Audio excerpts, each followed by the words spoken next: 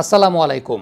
রবীন্দ্র জাদেজা যে অ্যাকশনে বোলিং করেন তিনি স্বাভাবিকভাবে একটু বাড়তি সময় পান ব্যাটসম্যানের মুভমেন্টটা বোঝার জন্য বা ব্যাটসম্যান কোন ধরনের শট খেলবেন সেটা বোঝার জন্য। এটা আপনারা প্রত্যেকেই জানেন যে জাদেজা যখন বোলিং করতে আসেন তিনি একটু বেশি টাইম নেন বা তার আর্ম রোটেশনের জায়গাটায় একটু হোল্ড করেন, তারপর তিনি বল করেন। এখন অ্যাজ অ্যান অপোনেন্ট আপনি যখন প্রতিপক্ষের একজন ব্যাটার, আপনিও তো সেটা জানেন যে জাদেজা একটু সময় নিয়ে তিনি বোলিং করে থাকেন, একটা গ্যাদারের সময় একটা হোল্ডিং পজিশন রাখেন। তাহলে তার এগেনস্টে আপনি যখন কোনো একটা প্রি ডিটারমাইন্ড বা আগে থেকে ঠিক করা শট অ্যাটেম্প করতে যাবেন, এইটা তো এক ধরনের ক্রাইমই। বিশেষ করে ইন্টারন্যাশনাল ক্রিকেট আপনি যখন খেলছেন, টেস্ট ক্রিকেট যখন আপনি খেলছেন, এটা অনেক বড় একটা ক্রাইম। খেয়াল করে দেখবেন জাদেজা ঠিক যে সময়টায় বলটা হোল্ডিং পজিশনে, শান্ত অলরেডি তখন রিভার্স সুইপের অ্যাটেম্পটে চলে গেছেন। আমরা একদম ফ্রেমটাকে ফ্রিজ করি, ঠিক ওই মুহূর্তে যে সময়টায় রবীন্দ্র জাদেজা বলটা ছাড়েন নাই, গ্যাদার পজিশনে আছেন, ওই সময় নাজমুল হোসেন শান্ত রিভার্স সুইপ অ্যাটেম্পটে চলে গেছেন। তিনি বোলারকে দেখিয়ে দিয়েছেন ভাই আমি এখন রিভার্স সুইপ করব। এখন তিনি যখন দেখিয়ে দিয়েছেন যে ভাই আমি এখন রিভার্স সুইপ করব, রবীন্দ্র জাদেজা নিশ্চয়ই বসে থাকবেন না, তিনি তার মতো করেই বোলিং করবেন, রিভার্স সুইপে যাতে তিনি আউট হন সে অনুযায়ী বোলিং করবেন। সো ওই পার্টিকুলার মোমেন্টে আপনি দ্বিতীয় ইনিংসে ব্যাটিং করছেন, আপনার পুরো দিন ব্যাটিং করতে হবে, ইন্ডিয়া আড়াই দিনে আপনাকে টেস্ট ম্যাচ হারানোর লজ্জা দিচ্ছে, আপনি তখন ওই শট রিভার্স সুইপ করতে যাওয়াটা মানে এটা একটা ক্রাইম। বিশেষ করে আপনি যখন দলের captain. Sorry captain for the statement, আমার কাছে মনে হয় যে এটা ক্রিকেটীয় বিশ্লেষণের জায়গা থেকে এই কথাটা বলা একদম উচিত যে কাজটা যেটা আপনি করেছেন সেটা আপনি এক ধরনের ক্রাইমই করেছেন। মুমিনুল হক এর আগের ইনিংসে বাংলাদেশের পক্ষে সর্বোচ্চ রান তিনি করেছেন, একটা সেঞ্চুরি করেছেন, তার টেস্ট ক্যারিয়ারের ইতিহাসে আমার কাছে মনে হয় যে বেস্ট সেঞ্চুরি এভার। প্রতিপক্ষের বোলিং বিবেচনা এবং কন্ডিশন বিবেচনায় একটা বিষয় খেয়াল করে দেখবেন, এটা আমরা গতদিনও ভিডিওতে বলেছিলাম, ব্লাইন্ড জোনের বলগুলোকে মোকাবেলা করার জন্য মুমিনুল যে পদক্ষেপটা নিয়েছিলেন সুইপ করা, বেশ কিছু সুইপ শট মুমিনুল করেছেন। খেয়াল করে দেখবেন ব্লাইন্ড জোনে যে বলগুলো মিডল লেগ করিডোরে পিচ করেছে, সেই মিডল লেগ করিডোরের বলগুলোকে তিনি সুইপ করেছেন এবং সেটা একটা চমৎকার সিদ্ধান্তের জায়গা মুমিনুলের ছিল এবং এক্সিকিউশনটাও ভালো ছিল। স্কোয়ার লেগ, ফাইন লেগ ওই অঞ্চল দিয়ে তিনি সুইপ করেছেন। তবে একটা বিষয় খেয়াল করে দেখবেন, এই যে সুইপ শটগুলো আপনারা দেখলেন, এই সময়টায় ইন্ডিয়া কোনো লেগ স্লিপ রাখে নাই।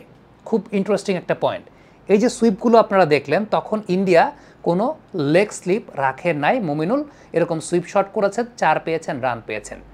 বাট সেকেন্ড ইনিংসে ইন্ডিয়া অনেক প্রোঅ্যাক্টিভ ছিল, তাদের অ্যানালিস্ট তাদেরকে এই প্ল্যানটা দিয়েছে যে হ্যাঁ ব্লাইন্ড জোনে বল করলে মুমিনুল যখন এরকম সুইপ শট করছেন এরকম ফাইন লেগ জোন দিয়ে, so let's place a leg slip there. এই যে পরিকল্পনার জায়গাটা, টেস্ট ম্যাচ ক্রিকেটটা এরকমই, টেস্ট ম্যাচ ক্রিকেটটা এরকমই যেখানে আপনি আপনার একটা স্ট্রেংথের জায়গা ব্যবহার করবেন, প্রতিপক্ষ আপনার জন্য একটা কাউন্টার বিষয় রাখবে।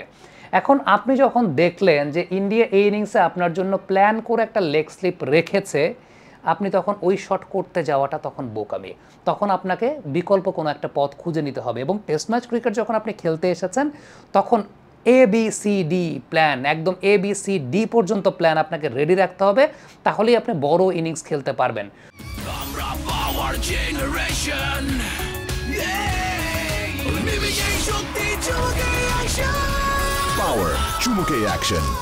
ওয়ানডে বা টি20তে হয়তো আপনাকে AB পর্যন্ত গেলেই চলে, কিন্তু টেস্ট ম্যাচ ক্রিকেট যখন খেলছেন তখন আপনাকে plan A, plan B, plan C, plan D পর্যন্ত রাখতে হবে। এবং সেই যে টেস্টকে কেন টেস্ট বলা হয়, ডি পর্যন্ত প্ল্যান রাখার জন্য আপনার স্কিলটাও সেরকম থাকা লাগবে।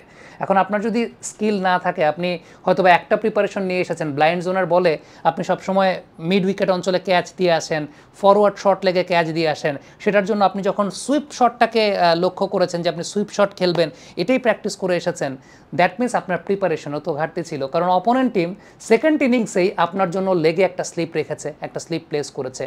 So this is the fact, যেখানে আসলে গেম সেন্সের জায়গাটায় বাংলাদেশ কেন পিছিয়ে আছে এবং সেই সঙ্গে স্কিলের জায়গাটাও বাংলাদেশ কেন পিছিয়ে আছে।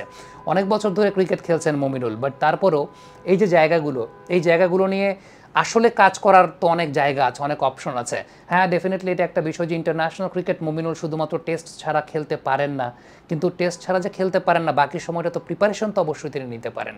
সো এই যে জায়গাগুলো ইন্ডিভিজুয়ালি আমরা কতদূর আগাই সেটা কিন্তু একটা খুব গুরুত্বপূর্ণ বিষয়, কারণ ইন্ডিভিজুয়ালি আপনি নিজেকে যত শার্প করবেন সেটা দিন শেষে দলেরই উপকার হবে। এখন ইন্ডিভিজুয়াল শার্পনেসটা কতটুকু গ্রো করে, আমরা একদম এক্সাম্পল আপনাদেরকে দেখালাম, দুইটা এক্সাম্পল যেটা আমার কাছে মনে হয় যে প্রপার গেম সেন্স থেকে বাংলাদেশ পিছিয়ে থাকার অন্যতম বড় দুইটা এক্সাম্পল এক্ষেত্রে কিন্তু সেট হয়েছে। দর্শক, কমেন্ট বক্সে আপনাদের মন্তব্য মতামত জানতে চাই, অবশ্যই লিখে পাঠাবেন। এই ব্যাপারে আপনারা কি মনে করছেন?